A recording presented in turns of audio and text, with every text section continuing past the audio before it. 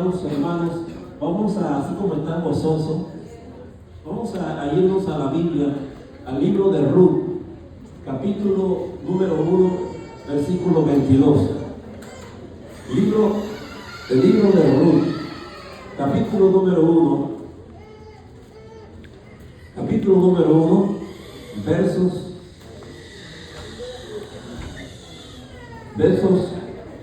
16 y 17. Cuando lo tengan conmigo dicen un amén, un gloria al Señor. Vamos a gozar en esta tarde para ser receptivos a lo que Dios tiene para nuestras vidas. El libro de Ruth, que está después del libro del profeta Samuel, capítulo 1, versos 16 y 17. Si lo tienen, dicen una vez más un amén. Y decimos así: la palabra de Dios está escrita y tengo el inmenso honor de leerla en la autoridad de nuestro Dios Padre, Dios Hijo, Dios Espíritu Santo. Respondió Ruth: no me ruegues que te deje y me aparte de ti, porque a donde quiera que tú fueres, iré yo, y donde quiera que vivieres, viviré. Tu pueblo será mi pueblo y tu Dios mi Dios. Donde tú murieres, moriré yo, y allí seré sepultada. Así me haga Jehová, y aún me añada, que solo la muerte hará separación entre nosotras dos. Amén. Y el verso consecuente dice: y viendo en mí que estaba tan resuelta a ir con ella, no digo más. Que el Señor añada bendición a nuestras vidas, que el Señor añada sabiduría y entendimiento en esta tarde a nuestros corazones a través de su palabra que ha sido leída. Te presento al Señor. Padre, te doy gracias en esta preciosa tarde. Es de sumo gozo poderme presentar al magnífico trono de la gracia para hallar en ti el oportuno socorro. Señor, sé propicio a la necesidad que hay aquí entre tu pueblo, y hemos venido de tan lejos, Señor, como el agua fría al alma sedienta, así son las buenas nuevas de tierras lejanas. Te invito para que tú, Señor, llegues a alcanzar tu propósito. Señor, sé propicio a la necesidad de cada uno. Llévate toda carga, toda preocupación, todo estrés, toda angustia, Señor, todo dolor, todo sufrimiento de este lugar. Y recogemos todo pensamiento y lo llevamos contigo a la obediencia de Jesucristo a la cruz. Y declaramos que tu presencia está en este lugar, como ha estado en todo el transcurrir del servicio, Señor. Descansamos en ti, porque sé que en ti hay palabras de vida eterna. Gracias por estar con nosotros en Cristo Jesús. Amén. Y amén. Pueden tomar su lugar, mis amados hermanos, pero no deje de alabar al Señor en esta preciosa tarde. Le he puesto por título a este mensaje, a esta reflexión: decisiones que definen tu destino. Esta es una historia maravillosa, una historia que trasciende en cualquier obra de literatura. Es una joya de la literatura este contenido del libro de Ruth. Ellas se han inspirado muchos poetas y han sacado muchos extractos de esos versos tan maravillosos.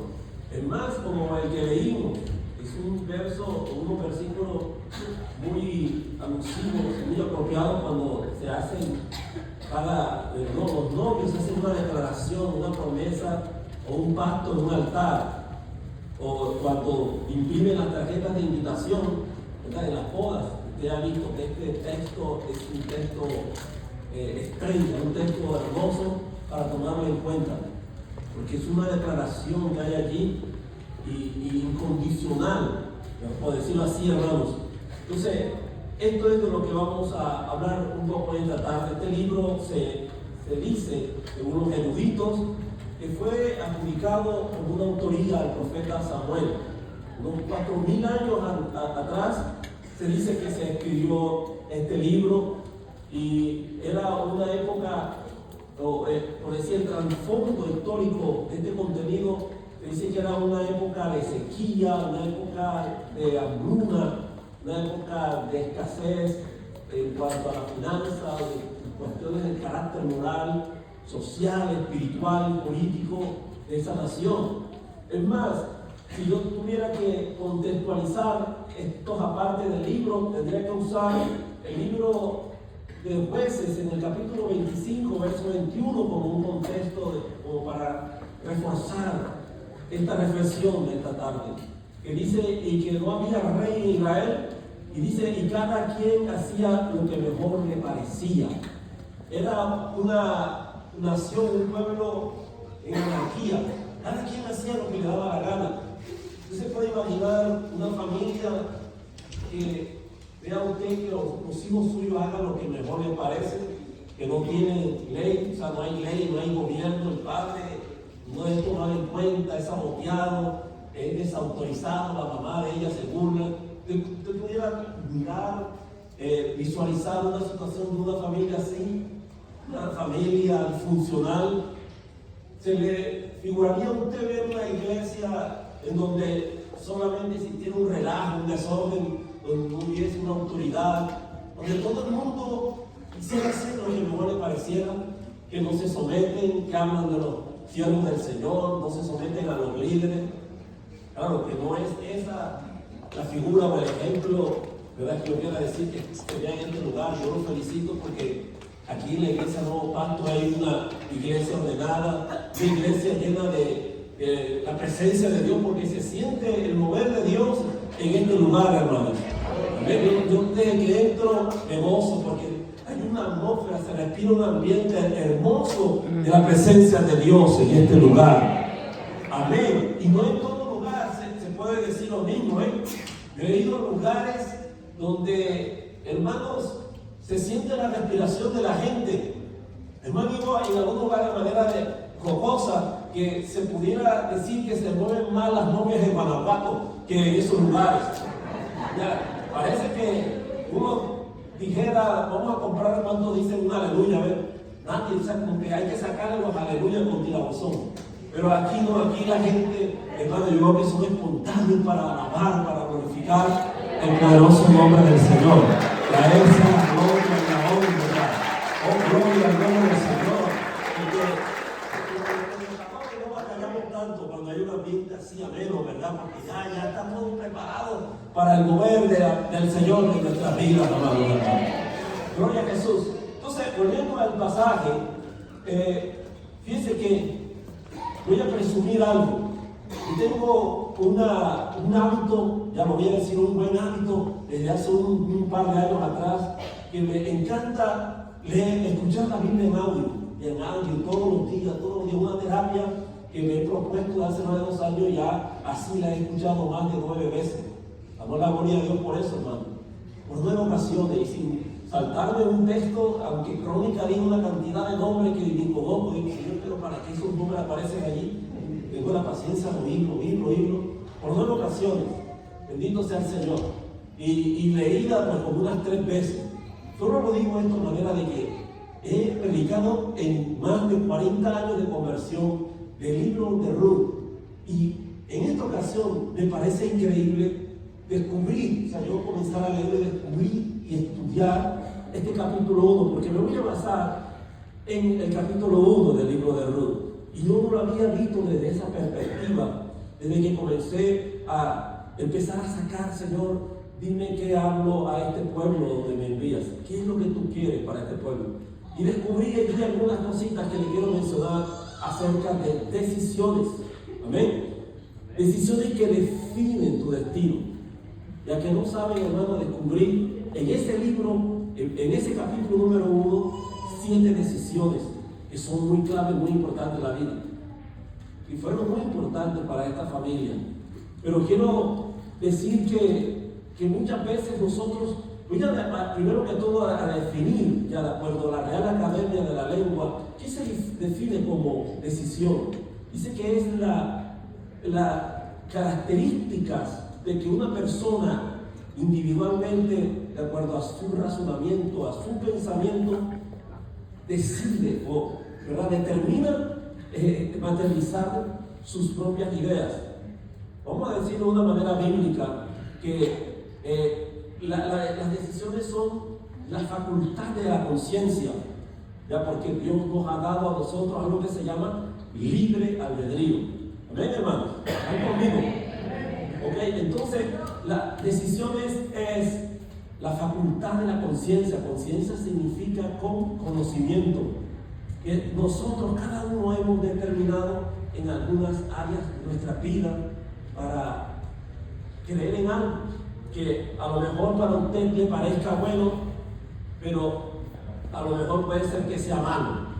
Ya hemos muchas veces tomado decisiones fallidas en nuestra vida, y hay decisiones que a lo largo de su tiempo que ha vivido, en algunas ocasiones les han causado dolor, sufrimiento, porque jugaron más por las emociones. Hay personas que se dejan llevar más por las emociones que por la voluntad de Dios. ¿Sí o no, hermanos?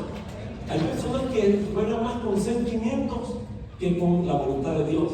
Y de eso ya yo estoy cansado de ir y después ver fracasos en personas. Que Dios me dijo, que siento del Señor, que Dios me mostró. He encontrado a personas que en algún momento de la vida me dijeron eso, y hoy viven como unas personas fracasadas, porque han involucrado, digamos, inmiscuido a Dios en decisiones que han sido producto de su propia carne, de su propia naturaleza humana. Mas Dios nunca ha dicho tal cosa como una afirmación. Entonces, cuando nos internamos en este pasaje de las Escrituras, encontramos que hubo un caso de una familia ya que vivía por allá en unas remotas tierras, en Belén de Judá, y aquel hombre cabeza de hogar se llamaba Elimelech. ¿Cuántos ya se están identificando conmigo? Elimelech y su esposa llamada Noemí, y sus hijos, que eran dos varones, uno llamado Malón y el otro varón llamado Kelión. Malón, cuando comencé a estudiar este tema, aquí no saben cómo se define ese nombre de Malón. Significa una persona enfermiza. Fíjense qué tremendo, alguien débil. Y el otro nombre de su otro hermano, como de pilón, ¿verdad?, llamado Kelión, en el significado de la raíz del hebreo, significa agotamiento, debilucho, raquítico, enclenque. O sea, esas eran las determinaciones. Dos hermanos, yo no sé cómo esa mamá le puso esos nombres, Malón y Kelión, a esos hijos, cuando sabemos que los nombres muchas veces definen el carácter, el destino y el propósito de las personas. Así que piensen mucho cuando le va a poner a su niñita Dolores, ¿verdad? Cuando empieza con los nombrecitos, porque toda la vida se la va a estar quejando de su dolencia. Entonces, hermanos, dice la Biblia que esta familia, que eran, ¿verdad?, de la tribu de Judá, que vivían allá en aquella pequeña aldea en Efratá, que así le llamaban a los beleños, Efratá, Belén de Judá. Dice que en esa ocasión, porque la palabra, fíjense, para también connotar esto, Belén significa casa de pan, la casa del pan. Pero a mí me hace esto crear mucha curiosidad, mi querido amigo y hermano, porque si en Belén, que a usted enseguida, ¿verdad?, las antenas de vivir por allí, ¿verdad?, por la dama se llama, hacen cantar, Belén, a usted enseguida automáticamente lo hace relacionar con dos personajes épicos de toda la historia de la Biblia. Usted me dirá, para el predicador, no sé a quién se está refiriendo. Voy a decir un nombre para los que no saben: el rey David, amigo originario de Belén, y nuestro Señor Jesucristo. ¿Cuánto le da la gloria a Dios? Aleluya. El primer lugar, la casa del pan. Pero fíjese que esto es lo que a mí me llama tremendamente la atención, que por razones de una imperiosa necesidad que se vivió en esa tierra, que había carencia, había una crisis tremenda de lo que era el producto de la tierra. No había manera de que la gente se pudiera sustentar, había hambre.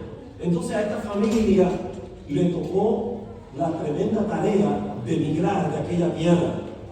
O sea, lo curioso de esta historia, para comenzar, para poderla traer en contexto en presente, es decir, amén, como manera de paradoja o de ironía, que no había pan en la casa del pan. Fíjense lo que estoy diciendo. No había alimento. ¿Qué sucedió ahí, hermano? No sabe. ¿Por qué no había alimento en la casa del pan en Belén? ¿Por qué se hizo la promesa del Señor? Porque Dios un día les había advertido a ese pueblo que si ellos caminaban conforme a sus estatutos, a sus mandamientos, a sus ordenanzas, Dios, todas las bendiciones en Deuteronomio que había establecido para el pueblo como promesa, iban a estar siempre allí con el pueblo. Pero el día en que ellos se desviaran y comenzaran a hacer cosas indebidas, entonces el juicio de Dios iba a recaer sobre aquellas personas y toda la tierra. La tierra no iba a producir frutos, ¿verdad? Iba a haber escasez de alimentos, los animales tampoco se iban a poder reproducir. Entonces iba a haber una crisis tremenda nacional. Entonces, al pasar esto, podemos entonces tomar como una forma de meditación que el hecho de lo que sucedió allí era el reflejo de un acto de desobediencia de parte de Israel hacia su Señor, su Dios. Y tuvieron que tomar la determinación de salir de aquel lugar. ¿Ya me entiende aquí, hermano? ¿Me sigue? Entonces, cuando una persona se encuentra bajo esa tremenda situación, cuando una familia X, yo aquí quiero, no que usted se sienta señalado, quiero que usted esto lo tome muy presente en su vida, en su corazón, porque quizá usted pueda decir eso que está diciendo el hermano, lo he pasado, lo he vivido yo. ¿Ya? Y créanme que muchas personas, cuando yo estaba en su nación, en su República de El Salvador, por allá en el año 91, me dio mucha tristeza de algo, porque en esa época había una tremenda situación de orden público, había un estallido social, era un país que no gozaba de una seguridad, ¿ya? Porque en cualquier momento te podía sobresaltar esos temores de que te ibas a poder encontrar con esos grupos armados. A mí me pasó, ¿ya? Yo no sabía, yo digo que si a mí me hubiesen, con antelación me hubiesen preparado para cosas como las que yo vivía allí, yo hubiera dicho, no señor, conmigo no cuentes, ¿entiendes? No, como yo me voy a arriesgar así, ¿ya? Pero de repente yo estar en una campaña allá en el departamento de La Unión de San Miguel y venir subiendo hacia la capital, hacia el San Salvador, hermano, por la carretera panamericana. Ahí había ustedes se están identificando inmediatamente, ¿verdad? Había por allí un retén improvisado. Yo pensaba que era el ejército, no estaba acostumbrado a esas cosas, venía de una campaña con el gozo de ver cómo la gloria de Dios se había manifestado. Un jovencito de casi 23 años que estaba haciendo la voluntad del Señor, de decir, Señor, yo pongo mi vida a tu disposición, úsame. Estando en aquel lugar, de pronto yo miré que unos 8 guerrilleros se montaron en aquel bus donde venía viajando yo subiendo hacia Ilopango, en la colonia Llano Verde. Yo no sé cuántos conocen ese área por allá. También Dios bendiga al varón. Y de pronto yo miré que el comandante que había allí de esa célula guerrillera del FMLN se puso de pie justo donde yo estaba sentado. Y los otros llegaron hacia el fondo de aquel vehículo, otros se quedaron en el medio y este se quedó justo donde yo estaba sentado. Y yo tenía mi pasaporte aquí en el bolsillo de la camisa del lado izquierdo. Yo, hermano, respiré profundo y solamente oré y le dije, Señor, yo no he venido a este lugar para hacer otra cosa que predicar tu palabra. Yo no he venido porque ellos empezaron a decir, váyase usted, puro jovencito, váyase usted.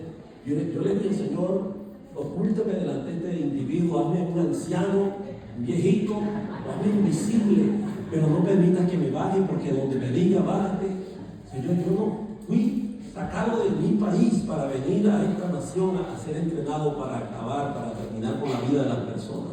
Yo no he venido para matar personas, yo he venido para hablarles de ti, Señor, a esta nación. Aleluya. Y el hombre allí estaba justo de pie delante de mí y nunca me vio. O sea, los bajó a los que bajó, y eran varios muchachos, jovencitos, hermanos, que bajaron de luz. Y cuando ya vio al último que se bajó, entonces le dijo al chofer, arranca, vete. Y el chofer miró por el retrovisor y me observó porque yo estaba muy cerca de él y me dijo, muchacho, yo no sé qué tendrás tú, ¿verdad? Pero no te bajaron, gracias a Dios, no sé en qué crees tú. Y le dijo, no, yo le creo al Señor. Amén. Y no te lo bendiga. Dale gloria al Señor por eso. Pero lo que quiero decir, hermanos, es que yo iba a las congregaciones porque los servicios, no me dejaría mentir usted, que si alguno de ustedes vivieron esas experiencias, los cultos los hacían al fin como esta hora, de las 2 de la tarde en adelante, ya casi como a las 3, 4 de la tarde la gente se iba de regreso en época de invierno y subir las montañas nuevamente a casa, las mujeres, los bebés, los niños pequeños cargados, porque muchas veces caminaban por lugares peligrosos, por caminos lodosos, en medio de la lluvia, y así llegaban a la iglesia alabando y glorificando al Señor. Damos gloria a Dios por eso. Pero lo que me notaba era que la mayoría de las congregaciones eran mucho más mujeres que varones. Yo un día le preguntando a una de las hermanas que atendía a la iglesia, le dije, hermana, quería que diga una cosa, ¿dónde están los hermanos? ¿Por qué aquí se convierten más mujeres que hombres? ¿Qué me respuesta? Me dijo, hermano, lo que pasa es que muchos de nuestros esposos andan por allá por el norte, buscando el sueño americano. Allá andan haciendo ellos su vida, ya tienen años que nos dejaron a nosotras por acá. Eso me dio mucha tristeza, porque a través de esta terrible experiencia miré que muchos hogares, hermanos, se rompían. Había muchas familias que se disociaron, cada quien agarró por donde quiso. ¿Entiendes? Y entonces estos tremendos por acá haciendo otras vidas nuevas, otras familias nuevas, y abandonando a esos hijos por allá. Eso sí me dio tristeza. Que yo digo que en medio de los problemas, en medio de toda crisis, Dios se tiene que glorificar. No es para huir. Fíjense que uno haciendo un análisis de este pasaje de la Biblia, se da cuenta de que se pregunta uno, Señor, ¿quién tomó la determinación de decidir salir de allá de Belén, de la casa del pan, de donde estaba la bendición del Señor, la tierra que Dios le había entregado a ese pueblo, a la tierra prometida que fluye leche y miel? Señor, ¿por qué se dejaron espantar por un momento difícil que estaba pasando en su vida? Si no lo hizo aquel hombre Boaz, que ahí vivió toda su vida, si no lo hicieron los parientes, ¿por qué lo tuvieron que hacer Elimelech? Amén, esta mujer de mí. Pero por eso le estoy hablando desde una perspectiva diferente, desde otro ángulo de la noticia. Y esto lo había leído muchas veces y de otras maneras, desde otro tipo de tópico había predicado este tema. Pero me puse a pensar por qué razón se fueron ellos de Belén. Si con el tiempo después se enteran que Dios volvió a visitar esa tierra. Muchas veces Dios nos pone a prueba, amén, en nuestra vida. Fíjense que Dios incide en muchas ocasiones, ¿verdad? En las maneras como nosotros nos hemos conducido en la vida. Existe algo que conocemos como la permisividad de la voluntad de Dios. Mas no es que eso sea lo que Dios desea para nosotros. Dios se mueve en su perfecta voluntad. A veces nosotros truncamos los planes que Dios tenía para con nosotros, pero nos adelantamos, nos comenzamos a meter en algo que era de la soberanía del Señor y comenzamos a motivarnos, nos llenamos de un ánimo. Sí, Dios está conmigo. Yo he escuchado amigos que me han dicho, oh, bien varón, esa es la mujer que Dios tiene para mí. Oh, qué tremendo, Dios me mostró, Dios me dijo. Y ese mismo que ha dicho eso, ya me he visto con 2 matrimonios abajo, caídos. Entonces he preguntado yo, ¿y dónde estaba Dios entonces? ¿Dónde está Dios en todo esto? Porque queremos pretender engañarnos, amén, a nosotros mismos, porque a Dios no lo podemos engañar, hermanos. Tomamos decisiones apresuradas en nuestra vida. ¿Me entiendes? Hay personas que seguramente se han movido de un lugar. Hay experiencias que son positivas en muchos de nosotros, como hay situaciones en estos casos de la vida que las podemos atribuir a experiencias que son negativas. Pero hay personas que en algún momento hemos decidido salir de un lugar donde tuvimos algún tipo de problema, vamos a hablar a nivel congregacional, y salimos en conflicto, en problemas con el miembro, el líder de aquel lugar donde estábamos, y nunca tuvimos, hermanos, la humildad de poder reconciliar esa situación. Así salimos sin la bendición del ministro, sin nada, y nos hemos metido en otros lugares. Yo no sé si Dios le está hablando a su corazón, pero quiere decirle que cualquiera que ha decidido salir de esa manera está bajo el yugo de la maldición del diablo. ¿Sí me entiende? Tenemos que nosotros restaurar esas áreas. No podemos nosotros pretender que ya Dios se olvidó de eso. Tenemos que sanear el alma, el corazón. Bendito sea el Señor, de esos conflictos no resueltos del pasado, de alguien que tuvo una relación con una mujer con la que convivió algunos años y dejaron allí como un testimonio hijos que están de por medio y nunca se resolvieron esos problemas, allá abandonados el uno o el otro, y volvieron a rehacer su vida y ahora sirviéndole a Dios y nunca ver un perdón. Eso necesita ser corregido, necesita ser chequeado. Necesitamos confrontar esas realidades de esos pecados ocultos de los cuales el rey David decía: aún los pecados que me son ocultos, aún los pecados desde tu juventud, Señor, dámelos a conocer. Oh Señor, aleluya, que aún, Señor, de ellos no tengo memoria, porque nos hemos ido allá a donde aparentemente pareciera que está la abundancia, la felicidad, la prosperidad hacia Moab.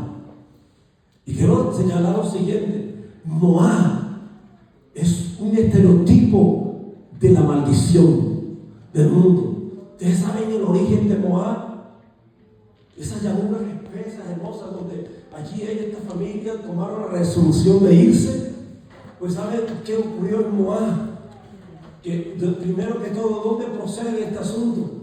De allá, volviendo un poco al pasado, de aquella relación incestuosa que hubo entre una hija de Lot con su propio padre. ¿Verdad? Cuando salieron de Sodoma y Gomorra, siempre me he hecho a esa pregunta. Cuando ellas salieron huyendo, ¿verdad?, de Sodoma, que el ángel les dijo a ellos: no miren hacia atrás, ciertamente escapen por su vida. Entonces lo interpeló allí y dijo: permítanos, por favor, no quedarnos en esa pequeña aldea, sino en aquel lugar, en aquella cueva. Y estando en la cueva, estas muchachitas tremendas comenzaron la una con la otra a acordar el hecho de que, por el hecho de que no había ya hombres en aquellas áreas, aquellas tierras, o en el lugar, no había pensar que en el mundo entero, que procedieran a hacer esa tremenda de atrocidad. ¿Entiendes? Pero mi pregunta es: ¿de dónde sacaron el vino? Me imagino que la escuela esa de la que venían, que aunque muchas veces, ¿verdad?, la Biblia pueda mencionar que eran vírgenes, que eran guardadas, que Él las propuso allá los habitantes de Sodoma y Gomorra, que no habían sido tocadas por varones algunos, pero tenían en su mente y en su corazón esas costumbres, esa escuela de aprendizaje que había en Sodoma y en Gomorra. Pero la pregunta es: ¿de dónde sacaron el vino para emborrachar a ese padre?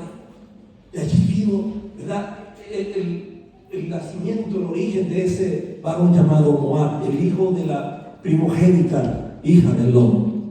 Y cuando Moab, dice la escritura, que comenzó a establecerse en esa tierra y comenzó a convertirse en un pueblo, con el pasar del tiempo, cuando ya Israel había quedado libre de la esclavitud de los egipcios, entonces Dios le dice que no tocara nada de lo que tenía que ver con los moabitas, pero solamente Moisés apelaba para el hecho de que los dejaran transitar en medio de aquella tierra, que no iban a tomar de su agua, de sus alimentos, nada por el estilo. Y el rey se opuso y dijo: no te permitiremos que pases por este lugar. Y así fue, de que de tal manera tuvo que haber una guerra entre ellos. Bueno, la historia es larga, pero allí ocurrió ese asunto, hermanos amados. Los moabitas sigue siendo un estereotipo de la maldición.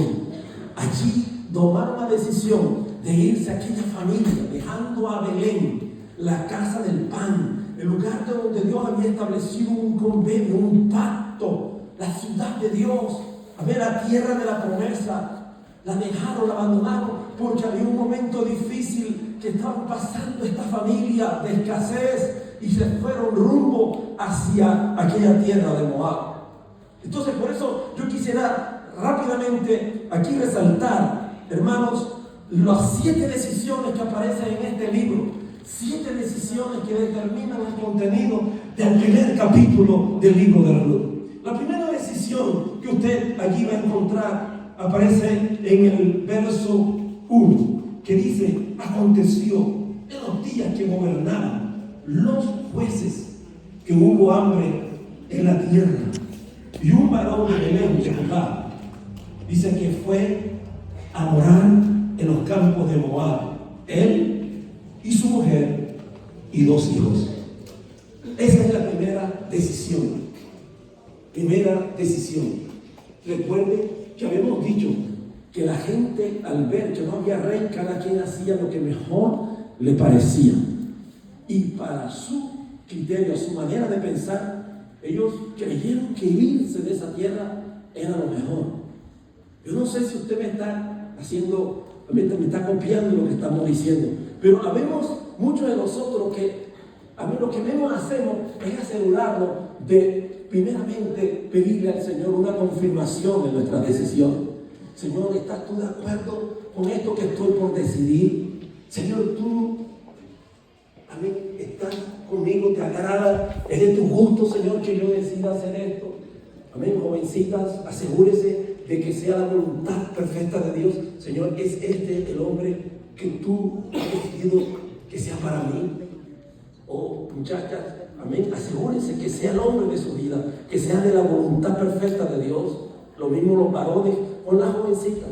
No porque se lleven bien, no porque, ¿verdad?, ya se conozcan de hace tiempo en este lugar. La cuestión es saber si están direccionados en la perfecta voluntad del Señor. Ellos decidieron. Y si aquí en un momento aparece el hecho de que dijeran: oramos a Dios y Dios puso paz en el corazón y ahora vamos a emprender ese camino hacia esa tierra de Moab. Muchos conocí por allá en El Salvador que sí se fueron ya, de la desesperación, de la angustia, del miedo, porque muchos huyeron por el miedo. Porque cuando yo estaba allá escuchaba tantas historias que a los hijos de los pastores los colgaban ya con los pulgares de los pies, de tal forma que quedaban con la cabeza hacia abajo, los desollejaban, algunos miraban como, algunos pastores me contaban unas historias horrendas, ¿entiendes? Yo decía: ay padre, ¿dónde me he metido yo? Porque estaba aquí, en aquel lugar, y me la pasaba de un pueblo a otro sin saber que muchas veces estaba expuesto al peligro. En una ocasión estábamos regresando con otro amigo, el evangelista, que me ayudó a coordinar en esas tierras, de un pueblo a otro. Venía, no sé, de Chalatenango, algún lugar, o Morazán, no recuerdo bien, pero el hecho fue que de pronto el bus que nos llevaba hacia ese lugar se detuvo y había una caravana de vehículos que estaban siendo interceptados por personas, grupos armados del FMLN, y de pronto, hermano, de un momento a otro se escucharon estallidos que no sabíamos de dónde venían las balas. Yo me asomé así desde un lugar donde pude mirar qué era lo que estaba pasando, con una persona jovencita con una bazuca de esas, estaban tirándose balas de un lado